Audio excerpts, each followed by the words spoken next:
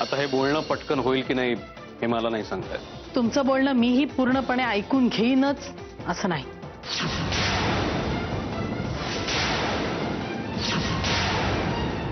हे तर तुम्ही आधीच केलं, म्हणून तर मला मिरजेवरून इथपर्यंत यावं लागलं ना. मॅडम, तुम्ही माझ्याशी फोनवर जे काही बोललात, ज्या पद्धतीने बोललात, ज्या भाषेत बोललात, माझ्यावर जे काही तुम्ही आरोप केले ते अजिबात योग्य नाही केलं.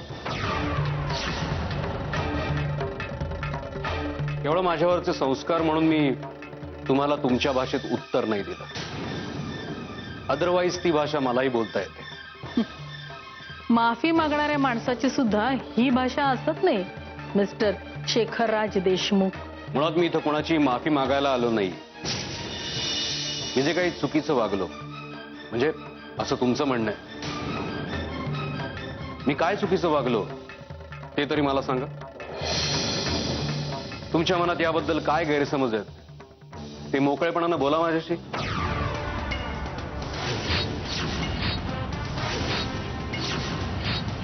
बरोबर, मी जे बोललो ते बरोबर, पण यात चुकीचं काय बोललो? जे सत्य आहे, खरं आहे, जे मी ऐकलंय तेच बोललो. आणि मला यामध्ये प्रियाच्या चारित्र्याचं प्रदर्शन मांडायचं नव्हतं लोकांसमोर, म्हणून तुमच्याकडे मी नकार कळवला. सांगा ना, यात काय चुकलं माझं? पण तिच्या चारित्र्यावर हे असले आरोप करायची तुमची हिंमत कशी झाली? किती ओळखता तुम्ही प्रियाला? बरोबर आहे, किती ओळखतो मी तिला. खरंय, मी काहीच ओळखत नाही तिला. आणि दुसरी गोष्ट म्हणजे तिच्याविषयी मी जे काही बोललो त्यात हिमतीचा प्रश्न येतच नाही. काहीतरी रचलेलं किंवा स्वप्नात बघितलेलं असं काही नव्हतं ते. तिचं एका मुलावर प्रेम होतं हे तिनंच मान्य केलं. तोंडाला येईल ते खोटं बोलू नका. मी काही खोटं बोलत नाहीये, आणि तुमची खात्री पटेस तोपर्यंत मी इथून जाणारही नाहीये. मी इथंच थांबणार आहे. हवं तर तुम्ही इथं प्रियाला बोलवू शकता.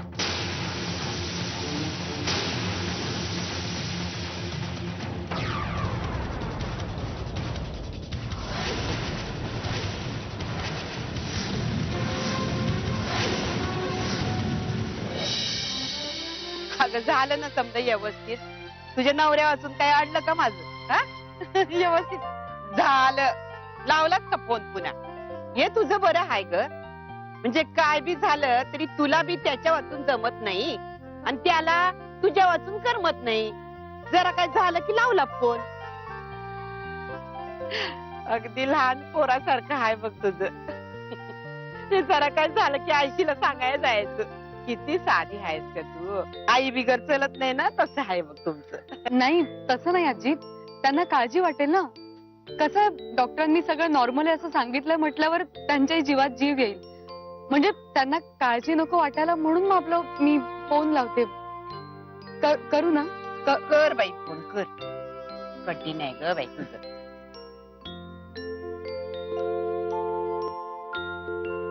काय झालं? लागत नाही आहे? चल चल चल, गाडीत जाऊन बस. आजी काय 10 तासाचा प्रवास आहे काय?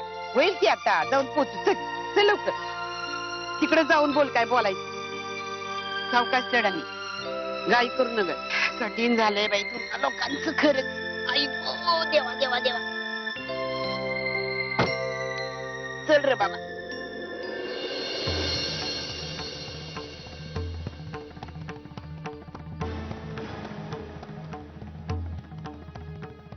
काय प्रकार चालले आई? कोण आहे ते? सत्यजित, हे शेखरराज देशमुख. हो, पण यांनी ऑलरेडी त्यांचा नकार आपल्याला कळवलाय. आपल्याला तो कळलाय.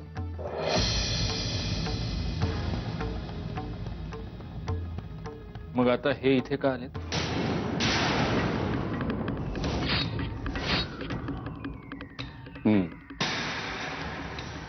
मिस्टर सत्यजित मुधोळकर. कळेल, आय मीन तुम्हाला कळायलाच हवं. कसं ना, मला इथे येण्यात अजिबात इंटरेस्ट नव्हता, पण केवळ तुमच्या आईंमुळे आणि तुमच्या प्रियामुळे मला माझं मिरजेतलं महत्वाचं काम सोडून यावं लागलं. का आमंत्रण होतं? नाही, येणं गरजेचं होतं. काय माझ्या सभ्यपणाला तुमच्या आईंनी उद्धटपणा ठरवला. माझ्यातले दोष झाकण्यासाठी मी हे आरोप करतोय असं त्यांनीच माझ्यावर आरोप केला. आणि हा असा आरोप मी सहन नाही करणार. म्हणूनच मला फोनवर बोलायचं नव्हतं, प्रत्यक्ष भेटून सांगायचं होतं. मी तुमच्या प्रियाबद्दल जे काही सांगितलंय ते खरंच आहे मिस्टर सत्यजित.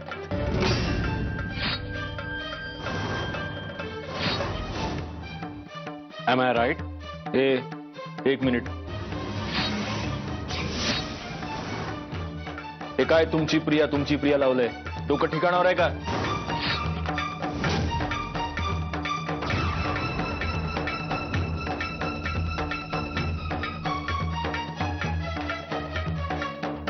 आवाज मलाही चढवताय तो मिस्टर सत्यजित, त्यामुळे माझ्याशी शांतपणे बोला.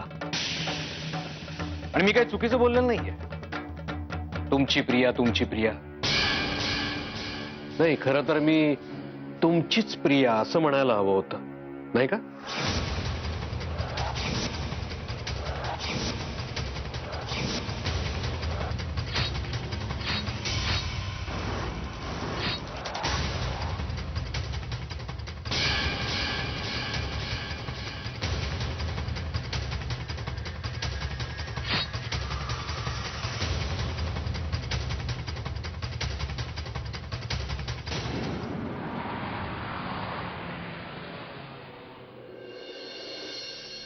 अगं काय चाललंय तुझं? कशापायी त्रास करून घेतेस? अहो तसं नाही आजी, त्यांच्याशी महत्वाचं बोलायचं होतं मला, आणि बघा ना नेमकं फोनच लागत नाहीये. मगा धरणं बघतीये, सारखा फोन लावत बसली असतो. आता फोन लागत नाही म्हणून फोनला शिक्षा करणार आहेस होय? हा? एवढं पिरेंबी त्रास देऊन जाते बघ. हं? नाही, जीव असतो या, म्हणून तर कुणासाठी तरी जीव तुटतोय. बाकी काय नाही ग. काय काळजी करू नकोस, आता 5 मिनिटात पोहोचू आपण घरला. जरा धीर धर. तसं नाही आजी. अहो मगाशी यांची गाडी पंक्चर झाली होती ना, मग मी विचार केला की जाता जाता यांना गाडीत बरोबर घेतलं असतं आपल्या, पण नेमका फोनच लागत नाहीये. मी घरातून निघतानाच विचारायला होतं तुम्ही नेमके कुठे आहात म्हणून. किंवा असं तर नसेल झालं, म्हणजे गाडी दुरुस्त झाली असेल आणि हे थेट क्लिनिकला गेले तर काय, मला खरंच कळत नाही. शहाणी आहेस का तू? कशा पायी एवढी काळजी करतेस? एवढी काळजी करू नका ग पोरे.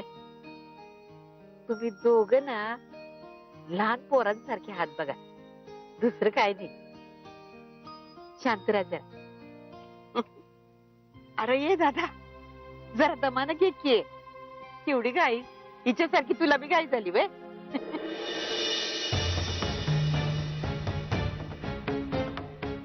मिस्टर शेखर राज,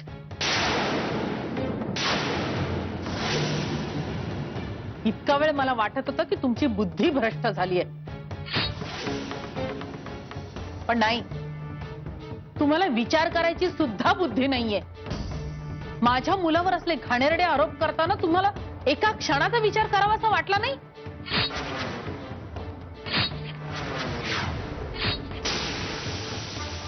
लाज नाही वाटत असले आरोप करायला? त्यापेक्षा तुम्ही तुमच्या मुलालाच हे आरोप खरेत का खोटेत असं का नाही विचारत?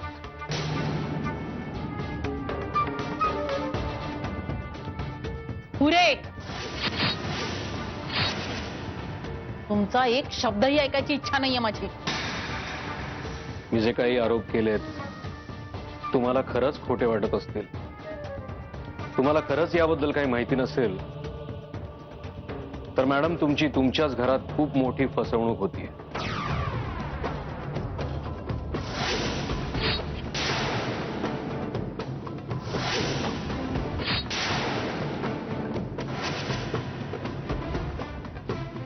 कुणी रस्त्यावरच्या संबंध नसलेल्या माणसाने मला हे सांगितलंय आणि मी हे आरोप केले तसं नाहीये. मला हे सगळं प्रियाने सांगितलं.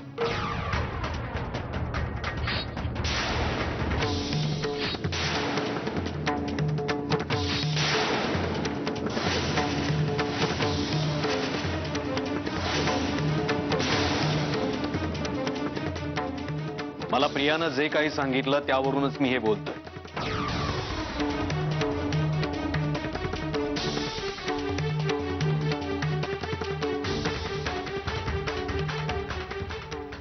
मिस्टर सत्यजित मुधोळकर, तुमच्या लग्नानंतरही तुमचे आणि प्रियाचे संबंध होते हे प्रियानंच मला सांगितलं. माझ्या आयुष्यात यापूर्वी माझं एका मुलावर प्रेम होतं. कॉलेजमध्ये असताना आजकाल काय प्रत्येकाचं असं काही ना नाही. काहीतरी.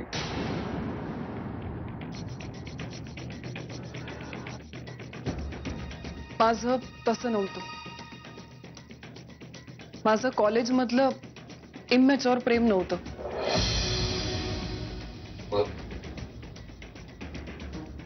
माझं ज्या मुलावर प्रेम होतं तो याच घरात राहतो.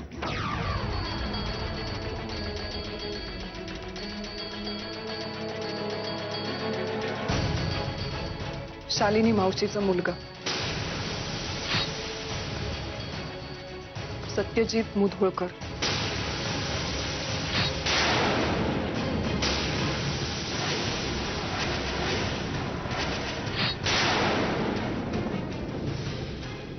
यू मीन हो, माझं त्याच्यावर प्रेम आहे आणि मला ही गोष्ट तुमच्यापासून लपवायची नव्हती. पण सत्यजित मुधोळकर, आय मीन त्यांचं तर लग्न झालंय ना? माझं लग्न आधीपासून त्याच्यावर प्रेम आहे.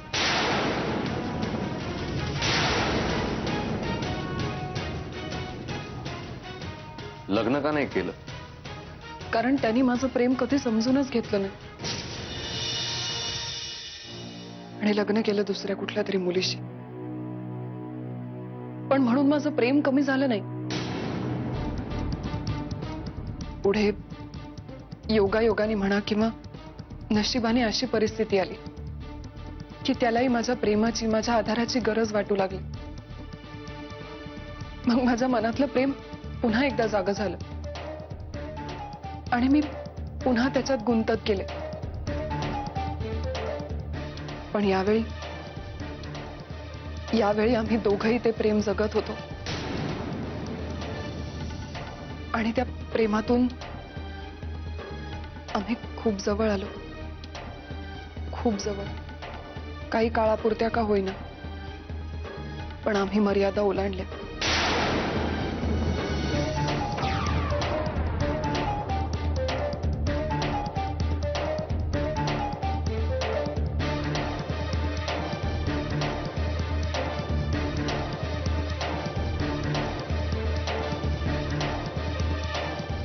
शेखर हा माझा भूतकाळ आहे,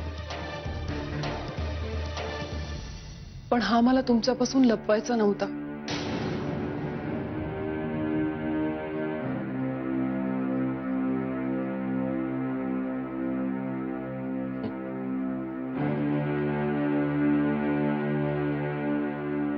आपला भूतकाळ असा दुसऱ्यासमोर मांडायलाही धैर्य लागतं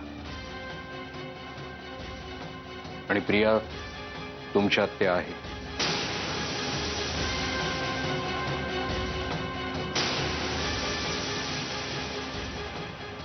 शेखर, जर माझ्या या सत्यासकट तुम्ही मला स्वीकारणार असाल तर मी शब्द देते,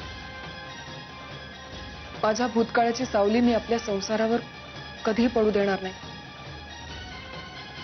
वचन देते मी तसं.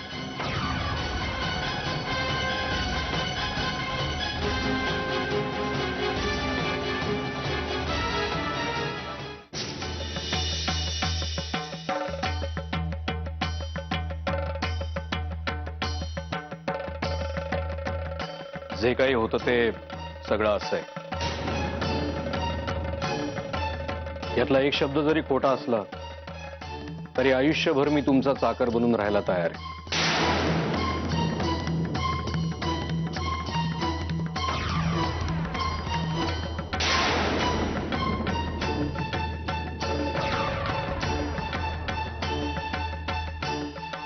तुमचा अजूनही माझ्या सांगण्यावर विश्वास बसत नसेल तर तुम्ही इथं प्रियाला बोलवा. खरं काय खोटं काय हे तिला विचारा. माझी तयारी.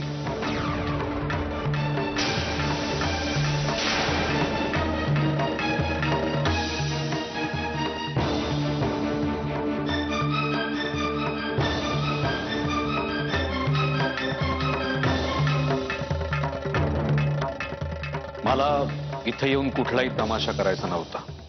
इनफॅक्ट मला हा विषयच वाढून द्यायचा नव्हता. म्हणून बाकीचं काही न सांगता मी फक्त माझा नकार कळवला होता. पण तुम्ही लोक इतक्या मुळाशी गेलात आणि माझ्यावर भलते सलते आरोप केलेत म्हणून मला इथं यावं लागलं. प्रियाला इथं बोलून खरं खोटं करणं हे किती लाजिरवाणं आहे, किती असंस्कृतपणाचं आहे, असभ्यपणाचं आहे हे मलाही कळतंय. त्यामुळे असलं काहीही मी करणार नाही. तुमचं पर्सनल आयुष्य तुम्ही कसं जगताय तुमच्या घरात हा काही माझा विषय नाही. पण कोणाविषयी गैरसमज करून त्याच्यावर असे आरोप करू नका एवढीच माझी रिक्वेस्ट आहे.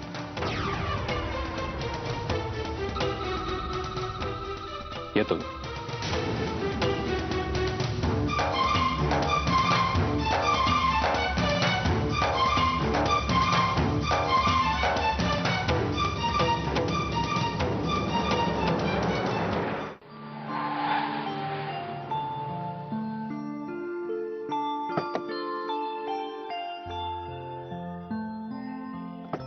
या आजी. अगं थांब थांब पोरे. अगं मला येऊ दे की. अगं मी म्हातारी आहे. तुझ्या संगती पळू शकणार नाही बघ. घर दिसल्यावर लागली लगेच ताबडतोब धावायला. मला माहिती आहे डॉक्टरनी सांगितले तू बरी आहेस म्हणून. काही झालेलं नाही तुला. चल चल घाई झाली नवऱ्याला भेटायची. चल.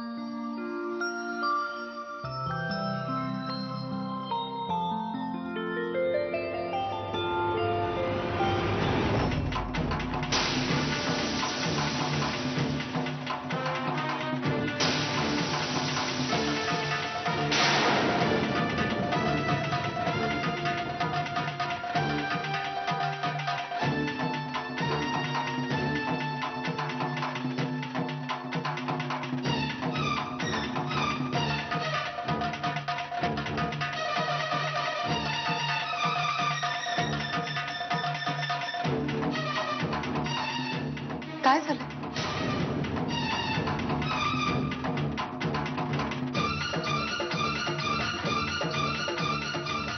आई आई काय झालं? शालिनी ताई मग बोलू आपण. हा येते मी.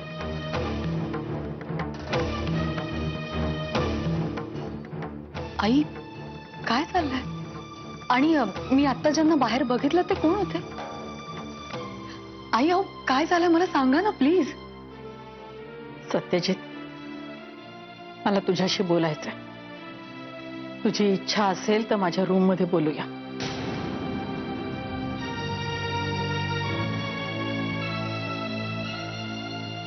अहो काय झालंय? प्लीज बोला ना. आलो.